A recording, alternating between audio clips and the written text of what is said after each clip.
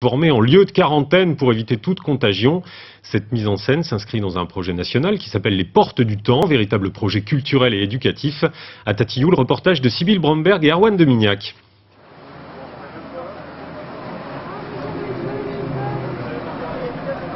L'arrivée sur l'île de Tatillou est spectaculaire et l'accueil surprenant.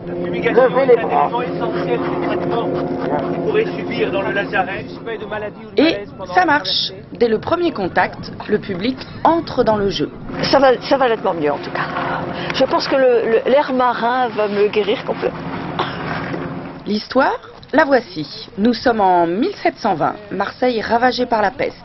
Dès l'année suivante, l'île de Tatillou est réquisitionnée et devient lieu de quarantaine pour éviter toute contagion. Un contexte historique, un lieu magique et la difficulté de concilier les deux pour une visite très particulière. Quand on arrive généralement, on a affaire à des murs un peu plus rigides, à froid, etc. Là, tout de suite, pouf, c'est en couleur, c'est effectivement très animé, etc. Donc les murs, à la limite, vont supporter l'histoire, mais c'est pas eux qui la racontent. C'est effectivement le personnage qui est très animé et qui est très vivant. Pour raconter cette histoire, justement, 5 comédiens incarnent des personnages de l'époque. La mise en scène utilise le spectateur et c'est lui qui devient suspect. Nous devons nous assurer que vous n'êtes ni malade, ni porteur de la peste. Un délégué sanitaire, un curé, une gardienne de santé ou même une jardinière qui vont accompagner le public pour mieux comprendre une veille sanitaire au XVIIIe siècle. C'est pour ça que je suis venu exprès pour le faire avec cette mise en scène théâtralisée qui est très bien faite. C'est bien Christian, vous avez un bon rythme Christian.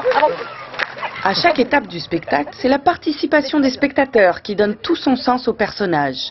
Comme ici, où le jardin de Tatillou sert de décor naturel. Je suis la jardinière de l'île et je m'appelle Apolline. Alors, es-tu prêt? Ouais.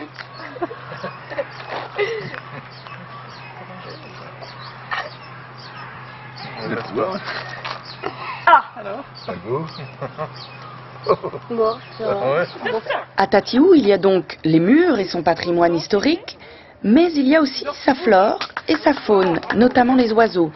Alors pour concevoir leur spectacle, la troupe des Papillons Noirs a dû travailler avec tous les protagonistes de l'île. Ça nous a pris quand même pratiquement 2 à 3 mois avant d'être sur le terrain. Et puis voilà, puis c'est connaître aussi l'île de Tatillon, les gens qui y vivent, enfin bon, les sortes de rituels qui existent, enfin c'est un monde. Hein. À découvrir encore jusqu'à la fin de la semaine.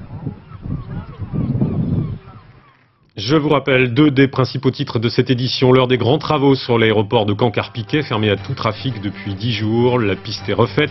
On améliore les infrastructures, budget 6 700 000 €. L'opération Tranquillité Senior, en place depuis le 1er juillet dernier, c'est une initiative des policiers et des gendarmes qui font bénéficier les personnes âgées de conseils de prévention en matière de sécurité.